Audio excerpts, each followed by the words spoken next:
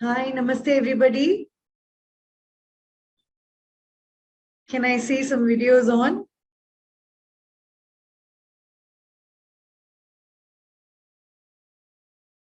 Hello.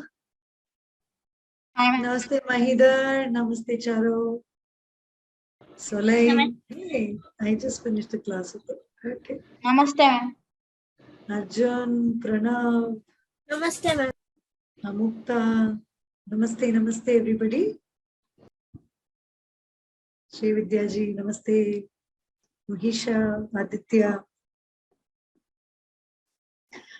Lovely to have you all. Namaste, ma'am.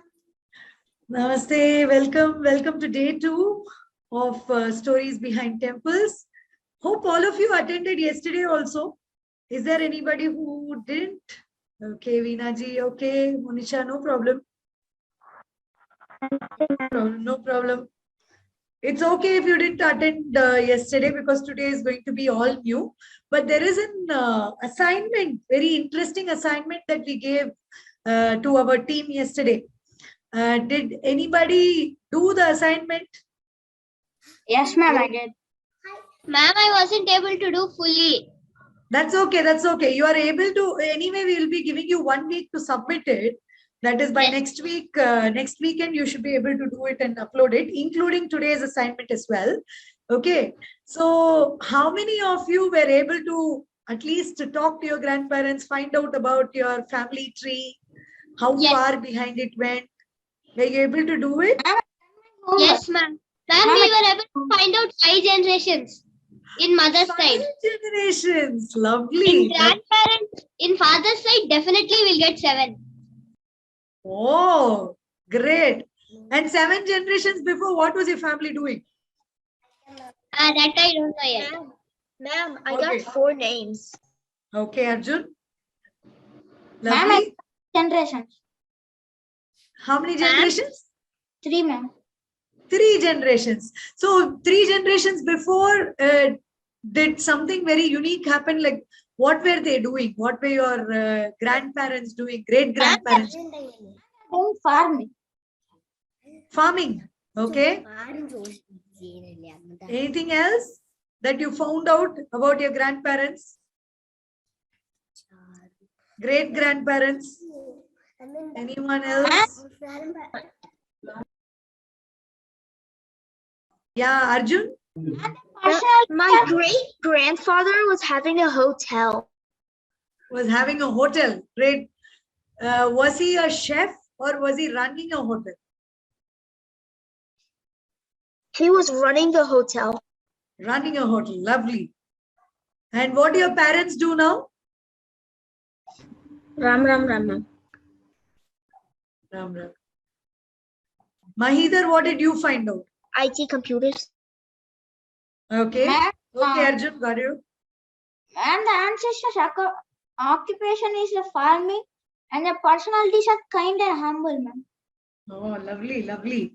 So, do people still remember the kind-natured party or tata of yours? Yes. Yes. Okay. Because that is very interesting, you know, because how your ancestors were, that is how you continue to be. It is very interesting to note that that is how we, you know, we might think, okay, what's the big deal? Maybe I know, maybe I don't know. But actually speaking, we take up after them. So whatever they have left and gone, from there we pick up, and that is who we are. So it is said that in my in-laws side, okay, in my husband's side, his grandfather is known for his anger, okay, short temper or anger. So till date, they will remember, oh, that tata will become very angry, but he is a very honest person. If somebody does something wrong, he will be the first person to get angry. He won't think about, oh, whether that person is from a very well-to-do family or from a very influential, powerful background. He won't think all that. Wrong means wrong, and he'll become angry for that. So I have heard that after 3 generations, still I hear about that grandfather. So like that, there might be some trait of your grandfather or your grandmother. Probably you are inheriting too, right? It'll be interesting to know why we are the way we are. So that is what we'll find out from this assignment. Yes, Pranav, what do you want to share?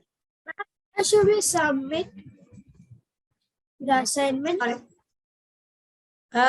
We will be giving you the link. So within the next week, when we are meeting the next week, before that, you will have to submit. Is that okay? Yes, ma'am. Ma'am, still now didn't send the link. Yeah, so you will get the link for today's and yesterday's together, so that both the assignments you can submit together. So today's assignment, don't ask me what it is. I will tell you in the end of class. Okay? Something interesting. That is what I can promise you. Something interesting. Okay?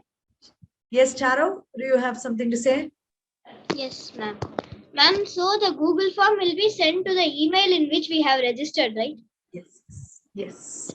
Ma'am, Okay. but 7 generations means not all their children, because now the second Doesn't generation matter. there are 10 children and I have no space to write. I understand. So it doesn't matter. Okay. You can make it a video. You can make it written text. However Ma'am, you want to note present in the it. notepad. However you want to present it. Okay. It's up to your creativity. It's up to you. Okay. Shall we go into today's session today? Yes. Okay. Yes. I'm just going to mute you all for the time being. Okay. So let's go into today's session. So just a quick recap from yesterday. We started this series called Stories Behind Temples. And we say, why these stories? Because temples are some things that, did we build these old temples, old ones? Did we do anything? Did we move even a fingernail to do anything? No, right? But we've been gifted with awesome temples and so big, so old, with so many stories, so much to it. So all that we can do is preserve and protect it. So for that, to make it feel like, hey, that is also my temple, we need to know some stories and some history behind these temples, so that our temple visits next time also become very interesting. So we had a question yesterday about the Dvajastambha. Why do temples have Dvajastambha, right? So that was a question that came up yesterday. So we're going to start with a video. I want you all to listen carefully, because this is a very interesting answer. We have a series in Gurucoolfun called But Why? So there are so many kids like you who had a lot of questions about Indian culture. They put the questions across to us and we got experts to answer those questions. And one such answer is this. Okay, here we go.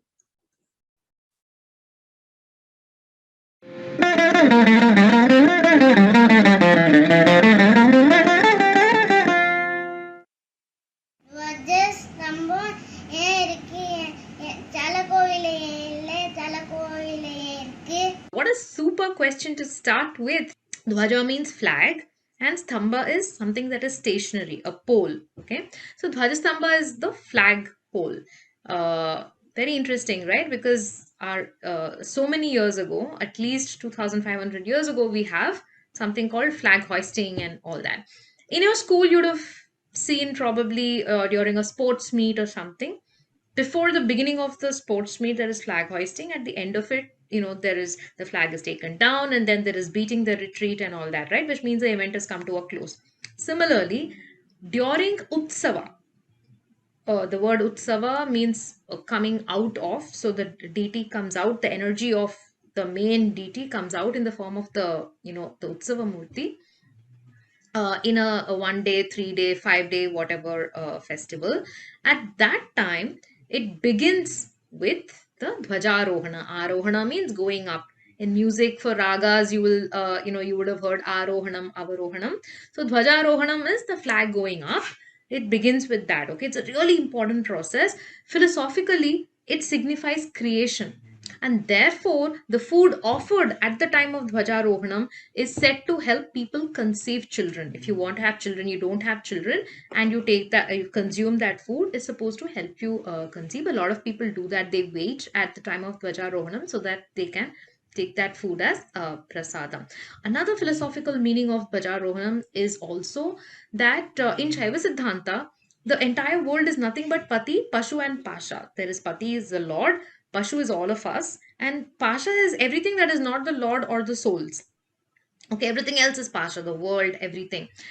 Now, the idea of moksha is the Pashu reaching Pati. But right now, the Pashu is tied up in the bonds of Pasha. We're all caught. I want to watch a movie. I want this. I want this. I want this clothes. And I want ice cream. And I want to go here, there, whatever. So, all the attachments that we have is Pasha. The world itself is Pasha. Now, at the time of Utsava, all the temple rituals are to accelerate, to give us good stuff for now, but also to accelerate our, progress towards moksha or liberation, right? To get free of the cycle of samsara. Now, when the flag is hoisted, the flag actually has, in Shiva temples is Rishabha, in Devi temples is probably Simha or the lion or Rishabha. Rishabha is the bull, right? And in Vishnu temples, it's Garuda. So Vishnu is also called Garuda Dwaja, right? Then when the flag is hoisted, the deeper philosophical meaning is that all the pashus in that area, the souls in that area, are all tied to that flag. Okay, and then during the Utsava, all of them are going to be benefited. So not just the whole world, but specifically people in the village. So even today you will see in a village when this Utsava happens and the flag is hoisted, they'll say, Acha, if you were in the area, if you were in the perimeter, when the flag is hoisted, they'll say, don't leave the village till the Utsava is over and the flag is brought down. Because you have, metaphorically, you've been sort of tied to the temple and the Utsava that is happening there, and you're going to be, part of the process. Some transformation is going to happen. So don't miss it, don't leave. Because now you have been tied here. Even today they say, Tiruvira, in Tamil they say, but Tiruvira Kodi Etiyacha, so Uru Vittu Pokudadu. So you can't cross the boundary of the village. Even today it is practiced. Okay. So far, okay, the last part of the question where some temples don't have the Dwajastamba, what happens? They should get at least probably got destroyed or something, and they didn't have the funds to replace it. There is a lot of trees that are prescribed to be, ideal for being the flag pole. So at least during Utsavas, temples get a temporary flag post and perform the Utsava. Utsavas cannot be performed without a flag post.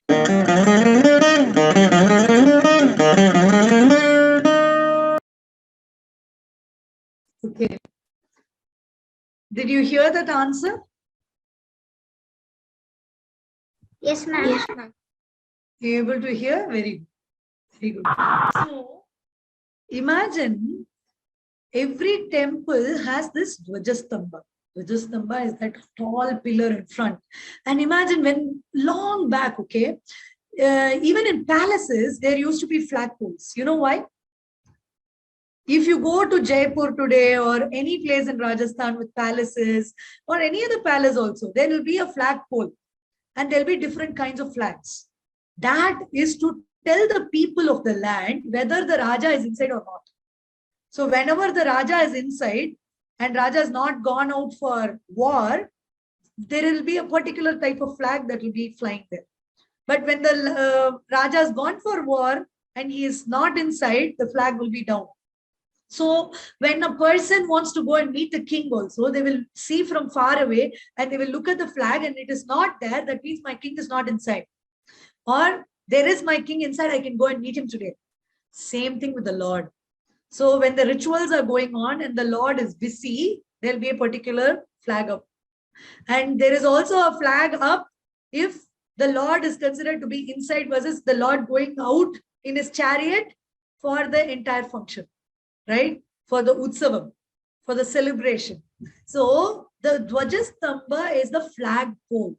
And the flag pole has so much of significance to it. So thank you for asking that question yesterday. I wanted to answer that today to start with. And quickly then going into our session. So yesterday we saw the earth element. We said we are worshippers. Just a second, sorry. We are worshippers of the nature, and everything to us is a divine manifestation, right? Be it the earth, be it the sky, be it the plants, trees, animals, everything is a form of God. So we deify everything and we try to pray to them, right? So we are looking at the Panchabhuta sthala, which are the 5 basic elements: earth, fire, water, air, and space. Because everything or object that you see, or even the body that we have, right, it's made up of these 5 elements. So it's so important to really feel gratitude towards the 5 elements, and that is what we are trying to do. And today we go to the element of water, worship of water. So if you see Ganga Ma, Yamuna Ma, Narmada Ma, so all these are called mothers because they nourish. So we have been having especially if you go to Ganga, especially in Varanasi or any other place bordering the Ganga bank and on the banks of the Ganges, you will see the beautiful Ganga Aarti. Have you been to the Ganga Aarti? Rishikesh, Haridwar, anywhere there, Kashi. It's so beautiful to watch. And these days you can go on the boat and you can watch it from the boat also. So this is something that has been a tradition for such a long time. And this is a very special tradition. I don't know how many of you are aware of it.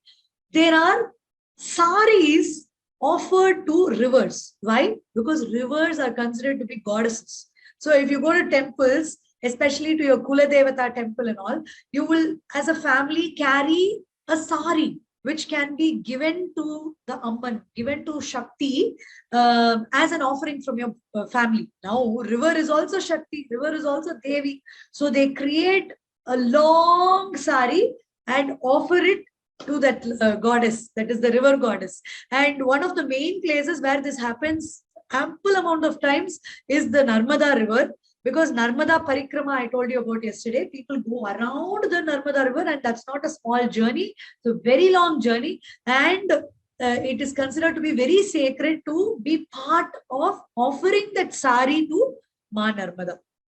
Okay. Yes, of course, the Triveni Sangam, where the 3 rivers, Ganga, Yamuna, Saraswati. So Saraswati is said to be flowing underwater, underground these days. So Ganga, Yamuna, you can visibly see in the Triveni Sangam the color changing of the 2 rivers. And at that point, if you take a dip, it is considered to be very, very auspicious. And then this is, can you guess what this is? Any idea? Chat box is open if you want to say something. What is this image? Are you able to chat? Yes, ma'am. Okay.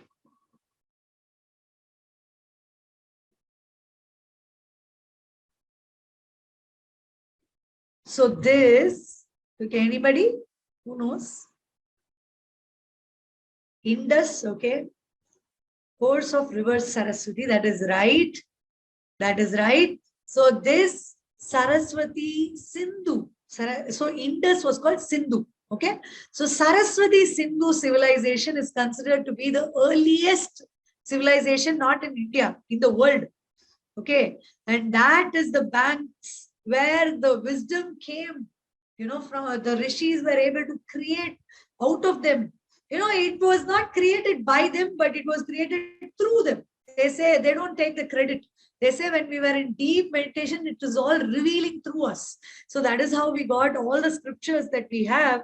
And on these banks, great things have happened. So the Saraswati Sindhu civilization, the Saraswati River, has been a source for such a long time. Again, Ma Saraswati, we say.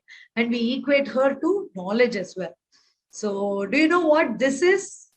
This particular picture, any clue?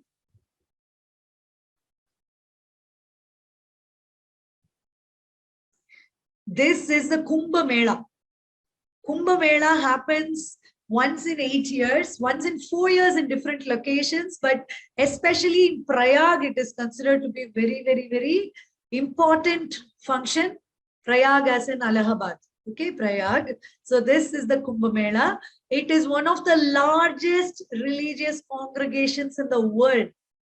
Okay, So don't look at the massive crowd and think it is all chaotic. No, it is so well organized. People are so full of faith and bhakti that they don't look at complaints and they don't look at excuses for not going there. They want to be part of this.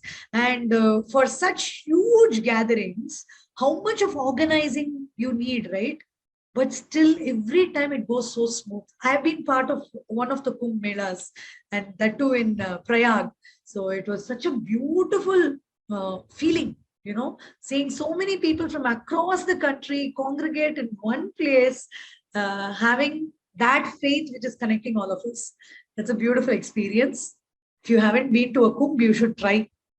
Okay, and even Brahmaji, for instance, what does he hold? Brahmaji, the creator, right? Prajapati. So he holds the Japamala, the Vedas, the lotus, and a Kamandalu. Why the Kamandalu? You will see that most of the rishis and munis from the past will be carrying the Kamandalu. So, but in films and in all these cartoons and all, you will see that they will curse with the Kamandalu. It is not just for cursing people. Water is considered to be a purifier. Yeah, for everything they will use water. Water is a purifier. So even to give dhanam, to give charity to somebody, they will have one hand over the other and then pour water. So that water going from this hand to that hand seals the deal.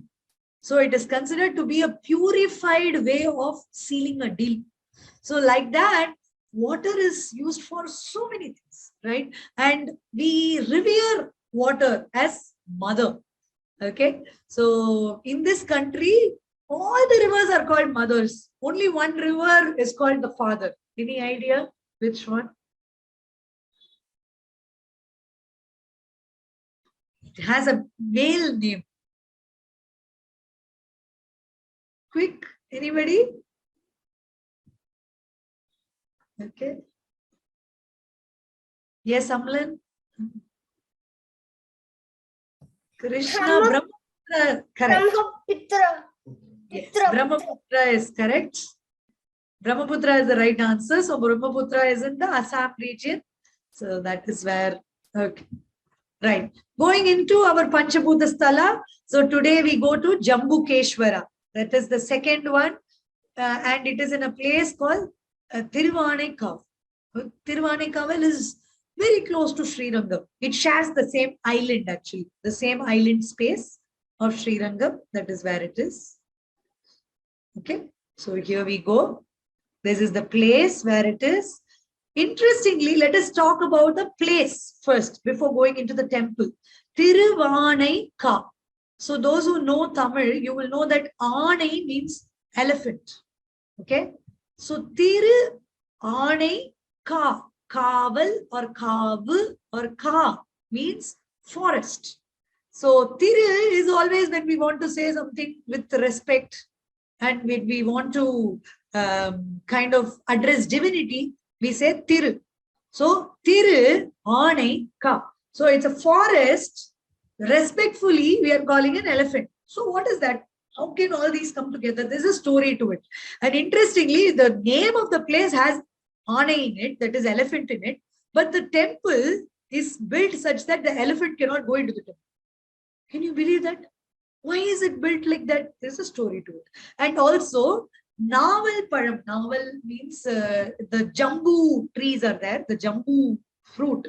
Naval Param it is called. It's a very different kind of a fruit. It is native to this land. So it seems the whole island that you see there was filled with these jambu trees. And there's a story to that also. So this is almost like the river island. It's not a sea island. It's a river island. One side there is Kaveri, one side there is Kollidam. So in the same place you have the Srirangam temple and you also have the Thiruvaneka. Okay. Okay. As you enter, you see, I told you what is this called? The Gopuram, right? The Gopuram, the Raja Gopuram especially, will be the biggest one. As you go inside, you will see the ceilings are very high and very tall as you go in. Okay? But when you go inside the Sannidhi to meet the Lord, the place that you have to go into will be very short. So why such a place has been built this way? We will see. It has a historic meaning also to itself. Look at this. Look at that entry. That entry is so narrow, right? So an elephant cannot fit in through that entry. So let's see what is the story. Jambukeshwara. So it is said that Lord Shiva has a lot of ganas, right? So who are these ganas? Ganas are devotees of Lord Shiva who love to serve him. Okay. So once it happened that there were two ganas. Okay. This is the picture. This is the Sthala Purana we are discussing about. Okay. There were two ganas, and these two ganas were so possessive of the Lord. They wanted to serve the Lord in their own way. One of the ganas took care of the Lord's bath. Every day he will only do Abhishekam to the Lord. You know, Abhishekam is basically the bath, right? So every day he will only give bath to the Lord and loves to do that. And you know, Lord Shiva also has this name that he is an Abhisheka Priyan. What is Abhisheka Priyan?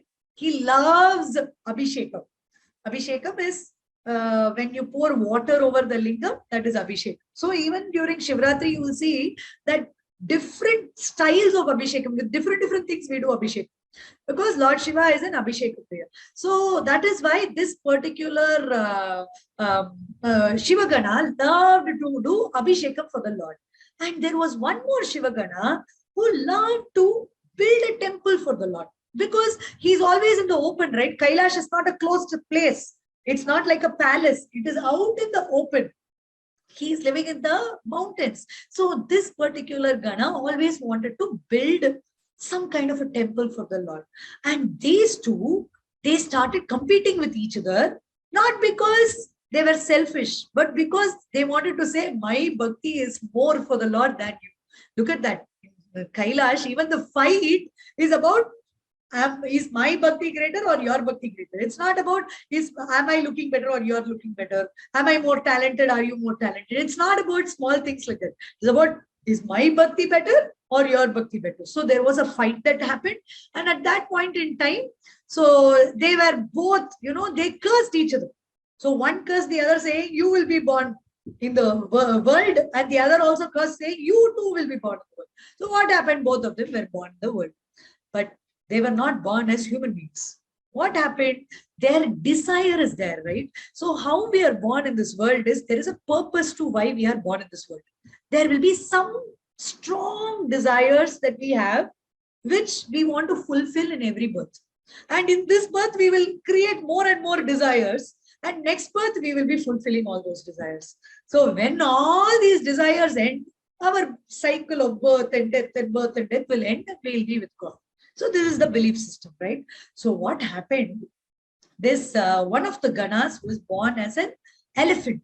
And every day there is a beautiful lingam in this temple where this elephant will come and do Abhishekam every day. What did the elephant want to do? He wanted to do Abhishekam. So his desire of doing Abhishekam is going to be fulfilled. And then there is a spider. So this spider was the other Gana. So the spider and the elephant were both the Ganas who fought with each other in Kailash. So this spider loved to build a cobweb, right? You remember what this Gana wanted to do? Always wanted to build a temple for Lord Shiva, right? So the spider can build a cobweb. So every day the spider will carefully build a beautifully structured cobweb over the Shivalinga, so that none of the, you know, the Shivalinga was under a particular tree called the Jambu tree. So, you know, there will be droppings from the tree, there will be leaves that drop. So to save Lord Shiva from all those things, the spider will create a beautiful cobweb. And in the evening, every day, the elephant will go.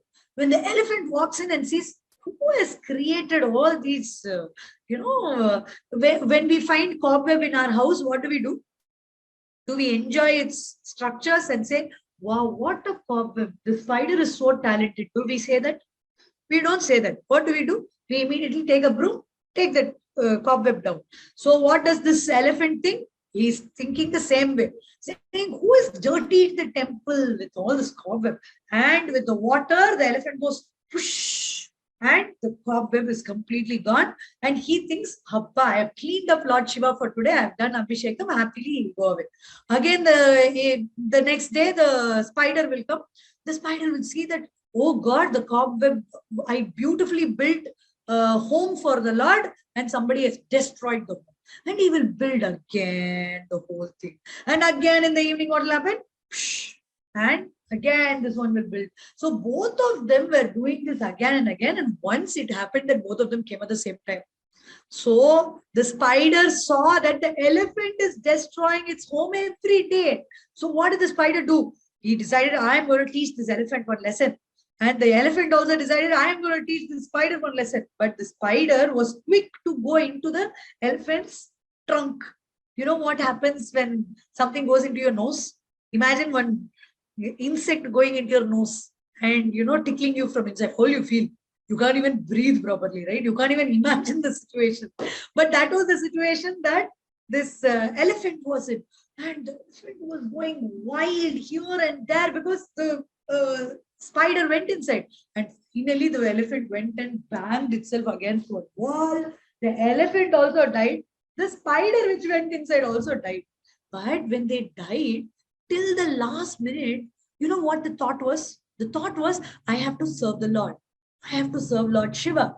My bhakti for Lord Shiva will not end because of this elephant or because of this spider. So till the last minute, they were thinking of the Lord. So they got moksha. But see, the elephant wanted to do Abhishekam. So the elephant got its desire fulfilled. But did the desire of the spider get fulfilled? Was he happy that he built a cobweb every day, a beautiful temple for the Lord? It was not fulfilled. So what did the spider do? The spider was born again. And this time, the spider was born as a king. Okay. And this king's name was Kochengat Chodanayanar or Kochengannan. Okay. So, ma'am, where is the spider in real life pic? Okay. So, this particular place, if you see it closely, you will find a spider too. So, this is the Shivalinga. This is Goddess Parvati. You will see her story later. This is Jambu Rishi, out of whom the tree has come. You will see the story later too. And then here is the elephant offering water. Okay. And here is the spider. This is the spider. Okay. So that's the story in short. And also notice this, okay. There are 1, 2, 3, 4, 5, 6, 7, 8, 9. There is something with 9 there. I will tell you the significance of it later. Notice the full picture.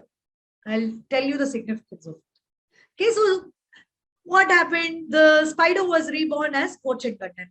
So why Kochengannan? There is a story to it. So basically, the queen was pregnant with a child, and the royal astrologer told the queen that this child of yours, when born at particularly this date and time, that child is going to become a great devotee of Lord Shiva. He built many temples for Lord Shiva. He is going to be revolutionary and he's a great bhakta. You are very lucky to be birthing such a child. So immediately the mother feels very happy. But, earlier than the time and the date that the astrologer said, she was getting labor pain.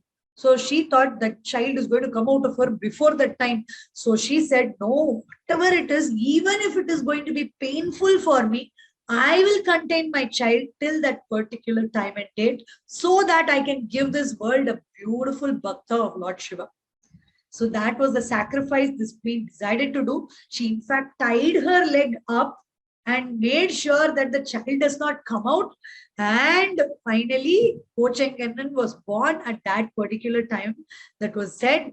Because he was, because the mother did all this, there was a consequence. And that consequence is that his eyes are red with, it's like a blood rush to his eyes. So his eyes are reddish. So that is why the name Kochengannan, Chen means red color. Kochengannan. Kannan is eyed, red-eyed Lord Shiva's devotee. That is what is Kochengannan or Kochengat Cholanayana. Okay, so that's a story. He went on to build many temples called the Mada Koils. Okay, so 73 Mada Koil he built, and one of those is the Jambukeshwara temple. And the first one, not just one, the first Mada Koil that he built was the Jambukeshwara temple. So you might think, oh, then you said that the Lord Shiva existed even before. Yes, the sthala, the place is very old and ancient. But the temple is after Konchen Kannan came there. Okay, so the temple is beautifully built, but he built because he had that vengeance against elephant, right? So he built it such that elephants can't enter the temple. So outside, in the outer prakarams means this place where the corridors where you can go around the temple, right? So in those places, the elephants can go, but inside to the Sannidhi, the elephant cannot go. Only a human being can go, or any small size. So cow can go probably, but not an elephant. Okay, so it is created like that. And inside the temple, this is how it looks. Look at how clean and orderly the pillars are. Can you see it? It's as though it has been cemented. It's as though it has been created by machine, right? But during Konchen Kannan's times, where were the machines? If it was done by hand, look at the precision of the handwork. How dedicated the architects should have been, correct? Look at this. Can you see? Can you see those flowers, those motifs? Doesn't it look machine made? Interesting, it is not machine made. So much of precision. You cannot see one thing going left or right. So beautiful. And this was the talent of the artist from the ancient times. Look at this. Look at the beautiful pillar here. It's as though it is machined, but it is not. This is how the entrance to the temple looks. When you go into Jambukeshwara temple, look at how majestic and huge it is. But inside the Sannidhi, you will have to bend and go. Okay. So, yeah, look at how much it measures. 4 feet high and 2.5 feet width. You can see, look at the entrances here. Can you see the entrances? So the temple looks so huge, but the entrances are so small. Yeah. Modern light is all done today. I said only the temple was built back then. He didn't, Konchen Kannan did not do all the bulb fittings. Now let's go to the other story. You saw, yes, you saw the elephant there and then Jambuka Lingam. So let us go into the other story now. 2 stories here. One is about the Amman here, right? Goddess Parvati who is here, and this Rishi.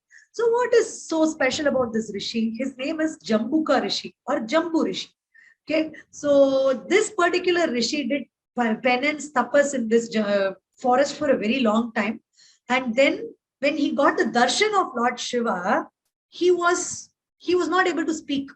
Okay, sometimes when you're so surprised, what do? You get dumbstruck. There are words don't come out of you, correct? So he was also dumbstruck and words didn't come out of him. And that is when Lord Shiva himself gave him a prasad. So imagine Lord himself is giving prasad, and that is a jambu fruit. So the jambu fruit or the navel palam has a seed within it. So whenever we eat like grapes or something which has seed, what do? We spit out the seed, right? We don't eat the seed. We eat the grape. Like that, the jambu, the fruit has to be eaten. This seed has to be spit out. But the fruit was given by Lord Shiva himself. How can I spit out this, this prasadam, he thought, and he swallowed with the jambu seed. So from him, it seems a fruit tree, that is the jambu tree, rose out of him and out of his head, and he got moksha. That is the story. Now, all of us will think, how can it come out of somebody's head? What is this? So many of our stories are symbolic. Okay. It is not, if you say, okay, he rose like a lion, he walked into that courtroom like a lion. What does that mean? Did he not, did he not comb his hair? His hair was like lion. Or he came on 4 feet like a lion. It means he came so bravely like a lion, right? He roared like a lion. Does that mean he did not know English? He did that? No, it is symbolic, right? So like that, here the Jambuka tree coming out of the head, it is symbolic of knowledge. When God himself is giving knowledge, you are not saying, okay, I want to spit it out. I will completely consume that knowledge and then it grows out of me to the world around. So that is what is the meaning. So we should always look at symbolisms in Indian stories, right? We cannot just say, oh, they are saying this, so it must be false. No, they have thought more than us. So we should look at symbolisms. So the Jambu tree became very famous in this region from there. And then came goddess Parvati, right? Then came goddess Parvati. That is because there was again a situation created in Kailasha. So Lord Shiva is considered to be the Adi Guru, right? So when he is considered to be the Guru of the Guru of the Guru of the Guru, the Adi Guru, he is the source of all knowledge and it keeps flowing out of him. And there are rishis to capture that knowledge, write it down and pass it on from generation to generation. Long back, there was no writing down also. You just take it, absorb it, feel it, and you tell it to your student, and that student takes it, absorbs it, feels it, and it keeps going on like that. There was no written methodology of recording. And then came when the time came when the human mind was very distracted, it couldn't withhold all the information.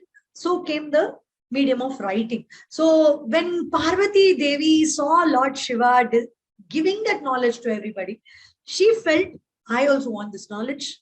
You remember a very similar story I said yesterday. So she approached Lord Shiva, but unfortunately what happened, her attention went away.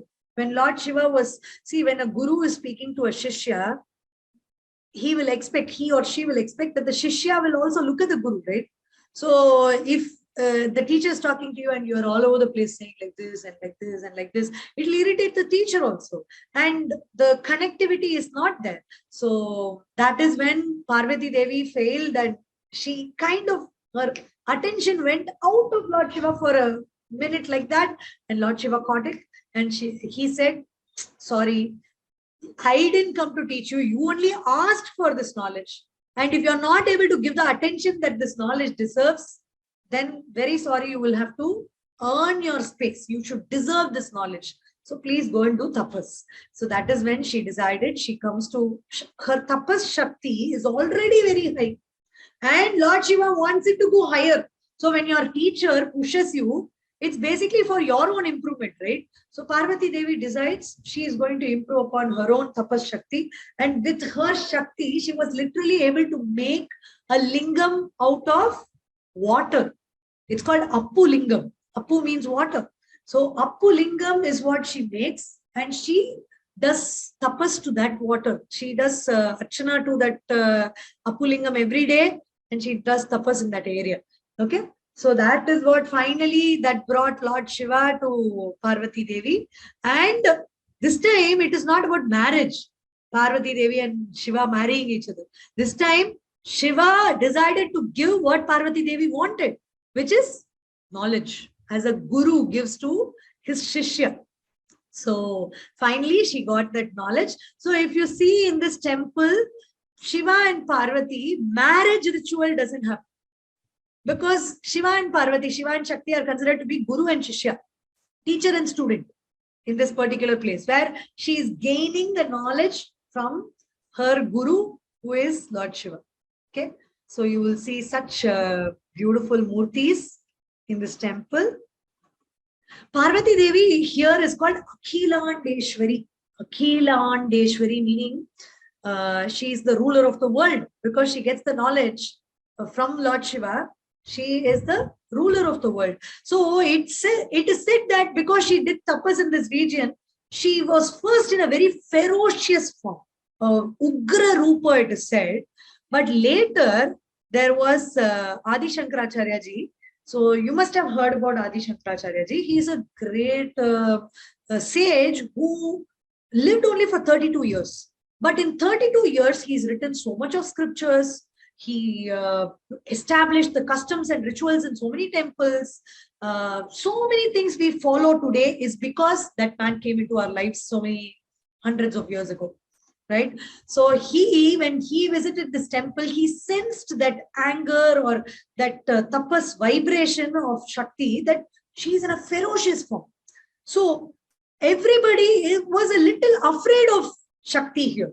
So to calm her down, he created a Sri Chakra. Sri Chakra is a geometric coding, okay, a geometric shape which represents goddess. Okay, so he made that Sri Chakra, and that Sri Chakra was made into a earring for her.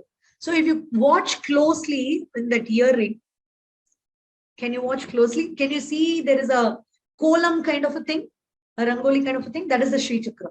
So that is made into a tatakam. So you will have you will see huge earrings for Shakti in this particular temple, in Akhilandeshwari temple. And one more thing he did was, she is a mother, right? So whenever a mother sees her own children, she will calm down, usually. Okay, so she will calm down. So that is why he keeps Ganesha and Muruga. He installs Ganesha and Muruga idols, murtis, in such a way that it is at her eyesight level. And this is said to have reduced her ferocious form into a calm form. So today we see a very calm form of Shakti here. But initially it was ferocious. So a little more about the temple. Interesting rituals of the temple. If you see, I already told you there is no marriage ceremony in this temple. And Shiva is a Swayambhu Murti, and it's a very small Murti. It's not like a huge Murti, but a small Murti here. Of course, there will be a Kavacha, which is huge, but the Murti as such is very small. Murti meaning idol. Okay, we usually use the word Murti because idol could be anything, right? It could be a dancer, it could be any kind of a sculpture, but to denote divinity, we say Murti. Okay, that's a word that we use. Yes. Now, moving on. So, I told you it's about water, right? So, inside the Sannidhi is the main room where the gods reside. Inside that place, there is always perennially some water.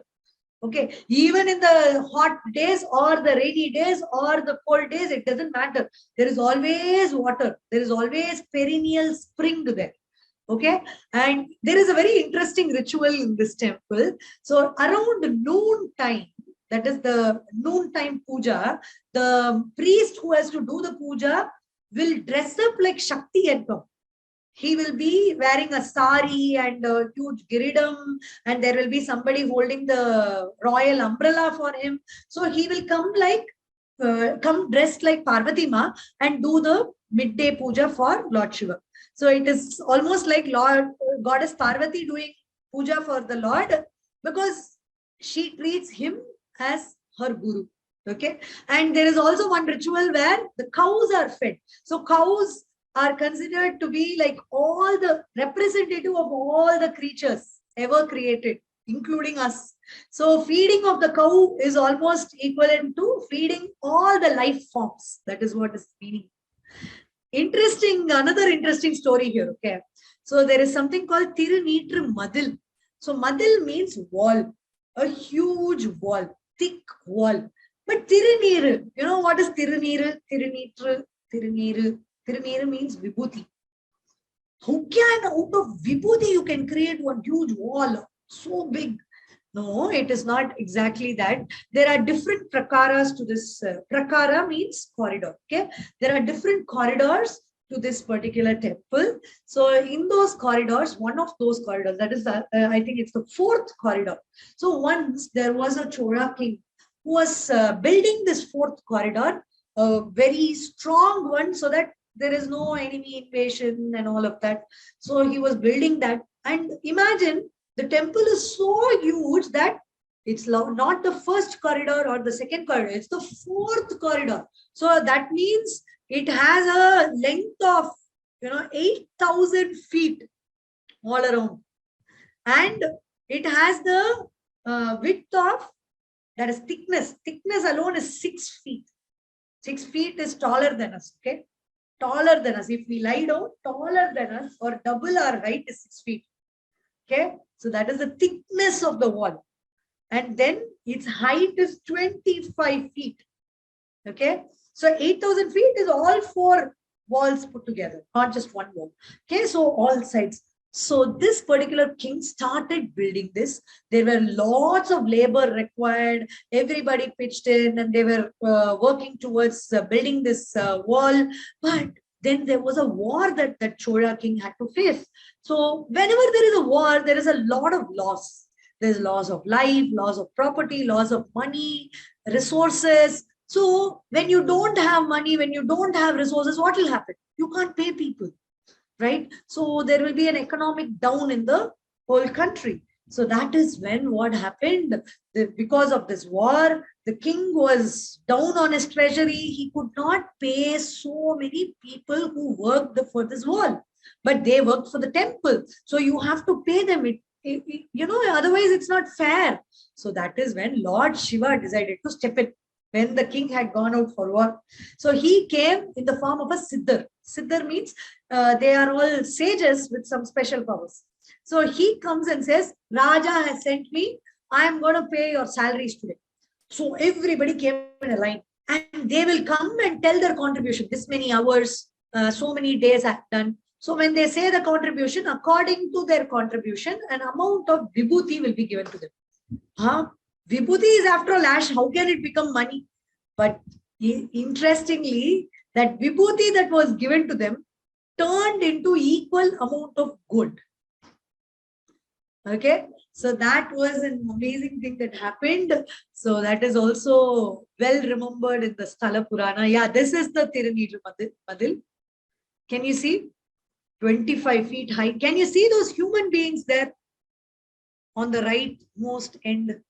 Small people, can you see? That is when you will know the height of the wall. Look at those people. Now you can imagine 25 feet of the wall and 6 feet wide, 8,000 feet across. Okay. Yeah, temple ponds are very important part of every temple. So here there are 9 tirthas or 9 ponds, not just one. You remember in that picture, what did I tell you? Notice a number. Notice the number of squares, right? So did you remember? The squares had 9, like a bingo. It had like a tic-tac-toe. It had 1, 2, 3, 4, 5, 6, 7, 8, 9. So there are 9 tirthas. So this talks about the 9 tirthas. And also to watch the Lord or to see the Lord, there is a particular window. Okay, of course you can go in and worship the Lord and come out. But there's a particular window through which, if you see through all the 9 holes of the window, it is as though you have taken bath in the 9 ponds of this particular temple. So everybody, whenever you go to Jambukeshwara, make sure you see through those windows. Even if the ponds are not there or are not accessible today, it's the equivalent punya you will get. Okay. So with that, we come to the end of Jambukeshwara. We had a quick run through the stories that were there in that land. And we spoke about our Stay Rooted challenge yesterday, right? It was about the family tree. Today, let us go to our new Stay Rooted challenge. You will get a chance to ask me questions after this. Okay.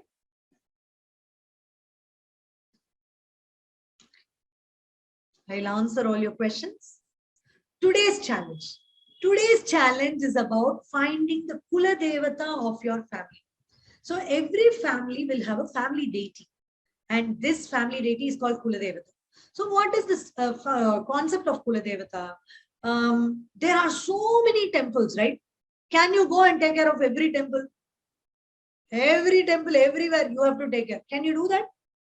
It is kind of impossible because there are so many temples to be taken care of. So that is why for a lineage or for a particular family, one devata or one particular temple is given. Okay. So that probably it is because long ago, your great grandfather ancestor would have started worship in that particular temple and would have started giving in charity to the temple. From then, your family, age after age, generation after generation, will be contributing to that particular temple. So that is the funda of Kuladevata. So what is your Kuladevata? Who is your Kuladevata?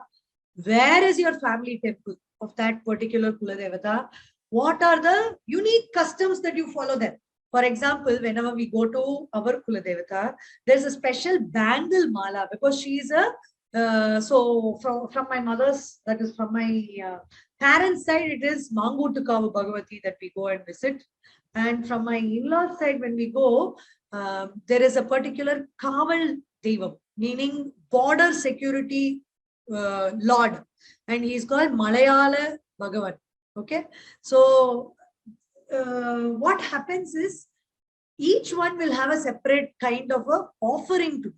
So in this temple, what we offer will not be the same that we offer in the other temple because the rituals will change from place to place. So when is the annual event or Tiruvila for this temple conducted? Have you been part of it? So what are the cultural activities that will take place in the temple? Just think about all this, ask about all this. Some people will have famous temples as their Kuladevata. Some people have just a very small temple as their Kuladevata. Like from my in-laws side, when we have to go to the Kuladevata temple, it's a long way to go. Yes, it will be through the fields and all that, and it will be a very small temple, very far away, small temple, but still it is our duty to take care of that temple. So we make sure we go there at least once in a year. So that is what I want you guys to find out. Okay. So with that, we finish today's session. You will get a Google form to fill based on yesterday's and today's. Okay, yesterday's is the family tree that you will find out. You'll find out more information about your ancestors, know where you are from. And today's is all about the Kula Devata of your family. Okay, right? Lovely. So I'm open for questions. Any questions? You can put your hands up and I'll answer them. I had some questions in the chat box.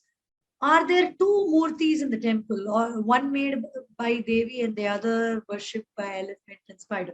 Okay, good question. But this has happened over the years. Okay, so we believe in a yuga concept, right? So it is like cyclical time form. It is not a linear time form. After these people came. After these people. So it could have been in different yugas also that this happened. And it could have also been that these people also, the animals followed the same linga that goddess Parvati initially created. Okay. But today it is not in the form of a, she was able to form an Apu lingam. Okay. But today it's like a proper lingam. How can Parvati Devi make linga with water? Yes, through her tapas shakti, through her spiritual powers. If, for instance, our ancestors, say your grandfather, okay, when your grandfather heard for the first time, like say around 50 years back, your grandfather must have been alive. Yeah. So 50 years back, when your grandfather was alive, probably somebody told him that, you know what, one small electronic device can connect people across the world, and somebody in America can speak to somebody in India through just a call. What would your grandfather have told? You've said impossible. What are you saying? You're imagining stuff. Your imagination is too much. But isn't that imagination true today? One WhatsApp call and you can see somebody far away. What are we doing a session on? We are doing a session on Zoom. Correct? All of us are sitting in different places. Even if your parents had heard when they were in school that they can attend school online, would they have even imagined that? What? School is shut and we have to attend school on computer. What kind of a thing is that? They cannot imagine it. Correct? But today, even us, would you have imagined attending school for 2 years on a laptop? No way, right? No way. But it happened. Like that, there are so many things that our minds are not able to comprehend immediately. So there could have been powers which, because Parvati Devi is goddess, right? So they have control over the elements, earth, fire, wind, water. They have control over the elements. So they can shape the elements. The elements can go against their scientific nature if the gods want, right? So that is the place it comes from. So it is a possibility is what I want to present there. Okay. Anybody else? Questions? One second, I'm getting a little more questions here. Thank you, Annie ji. How long is the Narmada river? I will have to check that out for you. But it is usually said the parikrama is more than 3,500 kilometers and it takes many, many days. Okay. Mada Koil. Mada Koil is basically those which have a short sannidhi so that the elephants cannot enter. That is what it means. Okay. Yes, on an island. Fiction, you could call it a fiction, but like I explained right now, Zoom class would have been a fiction. Today we are actually having Zoom class, but 2 years back we would have said, yeah, all over the world, one class, fiction. But today it's possible. So fiction can become reality, possible. So what is Kula Devata? Kula means a dynasty, a lineage. Your great-grandfather, your grandfather, your father, yourself, all that forms one lineage, correct? You're all one family. So for your Kula, who's the Devata? Who's the god? So that is Kula Devata. Okay. Right. Now I will take other questions. Charav, put your videos on. It will be helpful. Yeah. Quick questions. Yes. She's got stuck. Swati. Ma'am, she showed one Shiva Parvati temple, right? Yeah. Where is it, ma'am? So this Jambukeshwara, right? Today what we are seeing, correct? So it is it's very close to Tiruchi. So this place is called Thiruvanekkaval. It's very close to Tiruchi and it's very, very close to Srirangam. It's like just one bridge across to Srirangam. Okay. So when you go to Srirangam, Srirangam is Vishnu, Jambukeshwara is Shiva. So when you go to Srirangam, make sure you see both. Yeah. Thank you. Those who want to leave can leave. Those who have questions, please stay back. No, Dvajastambham is for all temples. Predominantly, every temple, while a temple is built, according to the Agama Shastra, the Dvajastambham has to be there. Okay. In case for a big temple, Dvajastambham is missing or something like that, probably during the invasions, it would have gone. But whenever you are doing a Kumbhabhishekam for a temple, Dvajastambham is a must. So they will reinstate the Dvajastambham for sure when a Kumbhabhishekam happens. Okay? Yeah, Mohisha. Yes, Arjun. If you want to, you can leave. Ma'am, yesterday I joined late at 8:15. So you will get the recording, Katna. You will get the recording, okay? Don't worry about it. Right. Okay. Anybody else? Pranav. Ma'am, what is Kumbhabhisheka? Kumbhabhishekam is like a rejuvenation for a temple. So, okay, you've been working for a very long time for an exam. And then holidays come. What do? Will you go to at least your party's house? You will go somewhere out of town. What happens to you? Why do you do that? Because you will get some energy, some extra positivity, correct? And you will get back to all the stress is gone, you will get back to normal. So this is a very elementary way of explaining Kumbha Abhishekam. So Kumbha Abhishekam is Kumbha Abhishekam. It's a rejuvenation for the Lord. How you have a holiday to treat yourself and get back your positivity. The Lord has been supporting so many prayers over so many years. So every 12 years once, the Kumbhabhishekam is a must. So Kumbhabhishekam happens. Sometimes there might be temples where people were not able to afford a Kumbhabhishekam, or they were not able to come together because of some disaster. Something happened. So after a particular time, say after another 12 years or after 12 plus 4, they have a particular calculation there. But Kumbhabhishekam will happen. So Kumbhabhishekam is like inviting all the people back to the town, saying, hey, our Shiva is back. Our temple is as beautiful as ever. So come back to the temple. Come on, let's do worship together. So it's almost like calling everybody back for Kumbhabhishekam. So that is rejuvenating the deity and our faith in the deity. Okay. Yeah, Rishan. What's your question?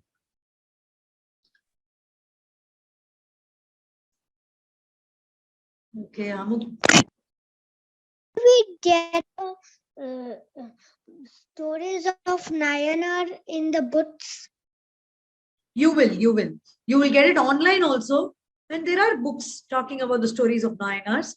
So what you have to understand here is all the stories are not just literal stories.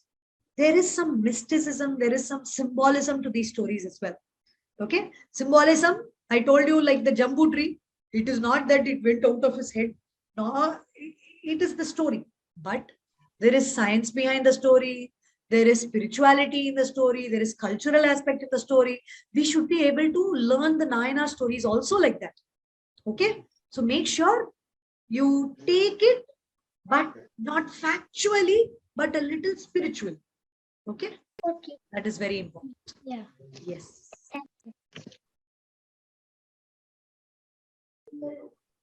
Ma'am, Yes. I have 3 questions. One is, why does Shiva has a crescent moon on his head? Crescent moon on his head. Yeah. So there is a story to it. So let me see if I can cover that story tomorrow. Okay, he is called Shashi Shekhara for a reason. There is also a science behind that story of the moon. Okay, so it's like he gave when the moon got a curse. Okay, from his father-in-law. Chandra got a curse from his father-in-law because he was visiting only one. That is Daksha. Daksha was his father-in-law. There were 27 daughters to Daksha, and Rohini was one amongst them. But Chandra was so fond of Rohini that he kind of avoided the other wives. He used to go only to Rohini every time. He was close to Rohini. So Daksha came and warned him, saying, all my daughters should be equally important to you, not just one daughter. But Chandra did not listen. So now Daksha got very angry. And he said, oh, because of your handsome presence and your luster, the brightness, you are doing all wrong things. So what will happen? I will curse you such that you will become dark. And now Chandra goes and, he asks for forgiveness, but Daksha is not ready to forgive him. He goes to Lord Shiva and says, I regret my decision, but please change me back. And Lord Shiva says, I cannot change you completely. So you will have a waxing face, you will have a waning face, but I will give you a special position that is a crest jewel on my head. Now this is the story. So what is the symbolism behind it? There is also science behind it. Do you know that there are 27 nakshatras in the sky? So these were the 27 daughters of Daksha. And the moon in its path, wherever in the night sky, there are 27 dissections of the, imagine the night sky like a clock. Okay, there are 27 segments. So the moon is moving, right? When the moon is moving, it is going through all these 27 segments within a month. Okay, so that is called a lunar month. So in these 27 segments, whichever is the brightest star is the name of the segment. So that is the nakshatra. But whenever the moon is moving, it seems only when Rohini nakshatra is there, the moon is closest to the Rohini nakshatra. That is why it is said Lord Chandra was close to Rohini. So it's all a science. Imagine they knew so much, okay? And they wanted to put science also in a very kid-friendly way, in a way that people will remember like a story over the ages. And those who have a sharp mind and can decipher will get the science behind it. Very interesting, no? So imagine if we start decoding each and everything like this, there is so much to learn, right? Super. Okay, we will call a close on the session. Swaminathanji, you have asked how did Jagadguru Adi Shankaracharya manage to craft the exact yantra to pacify goddess? So it is all given in the scriptures basically. So all these, the Vedas have parts called the Aranyaka, the Brahmana. So there are ritualistic parts as well. And there is tantric sciences as well. So usually the tantric sciences use a lot with the Sri Yantra and all of that. So Lord, that is Adi Shankaracharya was very well read when it came to the scriptures, and he knew what to use to pacify the goddess at that particular place. So it is all recommended. It's not like he came up with a brilliant idea by himself. It's all from the scriptures. He credits the scriptures wherever possible. Wherever he's written anything, he credits. So that is the greatness of our gurus. They don't say, hey, I came up with this idea on my own. Right? Okay. All stories are from Sthala Purana. No, certain things are from Sthala Purana. Different Puranas we draw from, right? So it's all part of different Puranas. Yes. And yes, Amlan, what is your question? Ma'am, how did Parvati make a Shivalinga out of water? That can't I be just possible answered out of that water. question. Ma'am. I just answered that question. So, how do you think it is impossible for Parvati to make that? Why do you think it is impossible? Because the water can't stand in. So that is something you and me know today. After how many centuries? How many thousands of years we know it today? Yeah. We think that that is the only way a water can be. Right? We think this is the only way something can be. Because we are seeing it that way. So we believe only what we see, what we hear, what we taste, touch. But there are things that have to be perceived beyond the five senses. So usually when we see avatars, that is gods, you see that they will have powers beyond the five senses. So her tapas shakti was so strong that she was able to do this.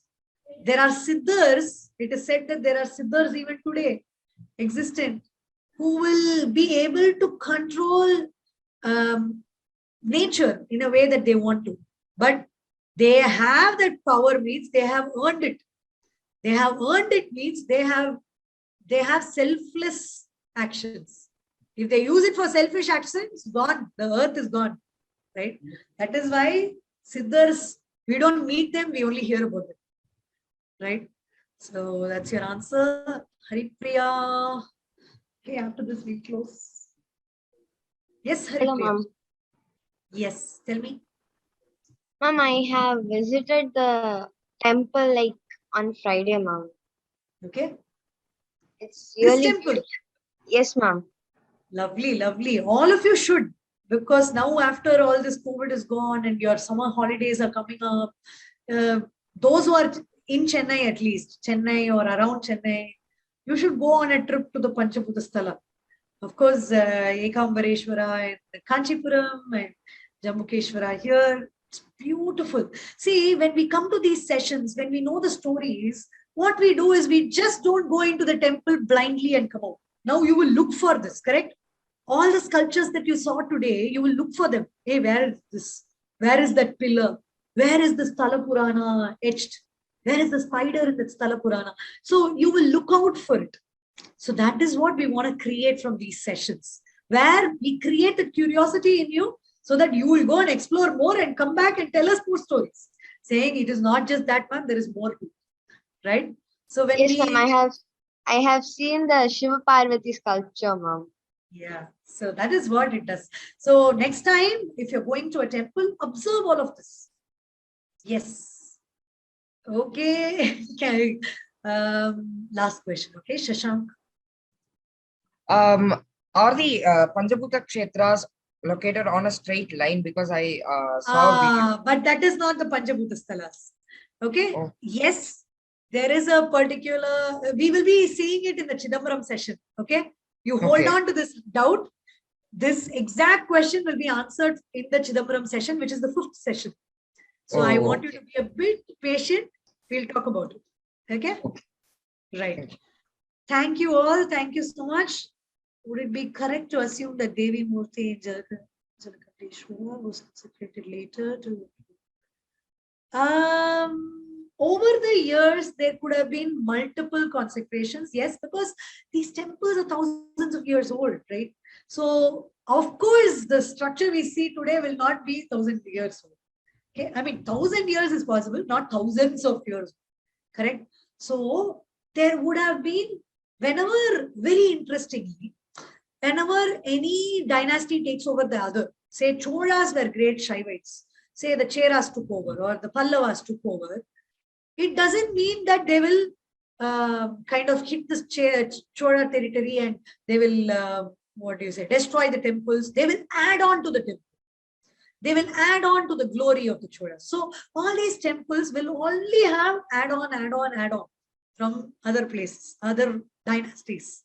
Okay. So that was the open-mindedness and how tolerant, how secular our kings have been. Because they don't destroy something of their enemy, they go and add to their enemy. So they take pride in adding. Even if they were a Vaishnavite, they will add to a Shiva temple. Even if they were a Shaivite, they will add to a Vaishnava temple. So that is the glory of our kings. That is something we should enjoy, actually. Some of them, if you go to some of the oldest temples, go to Madurai Meenakshi Amman temple, go to different temples like that. The original temple wouldn't have had most of the sannidhis. Many sannidhis would have cropped up at different periods in history, because every king wants to add. Okay, so with that, we will close today's session. Thank you so much. And next week, we will meet again. We will see 2 more interesting temples, one for the fire and one for the air. And finally, we'll go to space. Okay. Thank you so much, everybody. Namaste.